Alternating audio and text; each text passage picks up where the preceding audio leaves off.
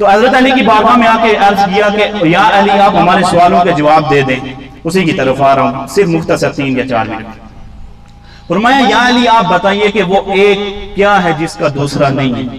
فرمایا وہ ایک میرا اللہ ہے جس کا دوسرا نہیں۔ فرمایا وہ 2 بتاؤ جس کا تیسرا نہیں۔ فرمایا دن رات 2 ہے تیسرا نہیں۔ فرمایا وہ 3 بتاؤ جس کا چوتھا نہیں۔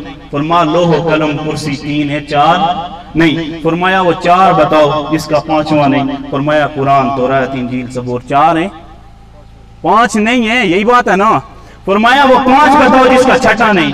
کہا فجر ظہر عصر مغرب عشاء 5 ہیں 6 نہیں ہے۔ فرمایا وہ 6 بتاؤ جس کا 7واں نہیں۔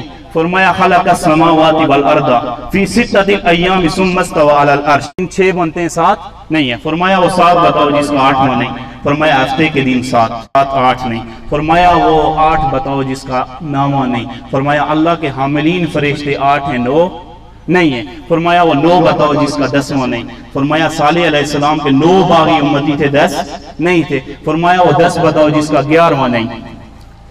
فرمایا کہ حضور کا اگر کوئی غلام حج کے دوران کوئی رکن بھول جائے، 7 روزے مکہ مدینے میں رکھے 3 گھر رکھے 7 اور 3 10 ہیں 11 نہیں۔ فرمایا وہ 11 بتاؤ جس کا 12واں نہیں۔ فرمایا انی رأیت احد عشر کوكبا والشمس والقمر رأیتهم للساجدین، یہودی یوسف علیہ السلام کے 11 بھائی تھے 12واں نہیں تھے۔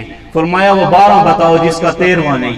کہا لا الہ الا اللہ کے حروف 12، محمد رسول اللہ کے حروف 12، ورفعنا اللہ کا ذکر کے حروف 12، سال کے مہینے 12، میرے دادے عبد المطلب کی اولادیں 12، اور حضور جب آئے تھے وہ بھی 12 ربیع الاول تھا 13۔ غلط پڑھ رہا ہوں؟ پھر نہ آپ سبحان اللہ کہتے ہیں نہ میرا ساتھ دے رہے۔ یہ میں اپنی تعریف نہیں کر رہا، مولا علی کا علم بیان کر رہا ہوں۔ کہا کہ یا علی وہ بتائیے کہ وہ کون سے جانور ہیں جو انڈے دیتے ہیں، وہ کون سے جانور ہیں جو بچے دیتے ہیں؟ کہا کہ جن جانوروں کے کان باہر ہیں وہ بچے دیتے ہیں، جن جانوروں کے کان اندر ہیں وہ انڈے دیتے ہیں۔ اب حضرت علی کا علم ہے، ویل مچھلی اتنا بڑی ہے کان اندر ہے انڈے دیتی ہے، خرگوشنی چھوٹی سی ہے کان باہر ہے بچے دیتی ہے۔ یہ مولا علی کا علم ہے، تو نبی کے علم کا کیا حال ہے؟ تو نبی کے علم کا عالم کیا ہوگا؟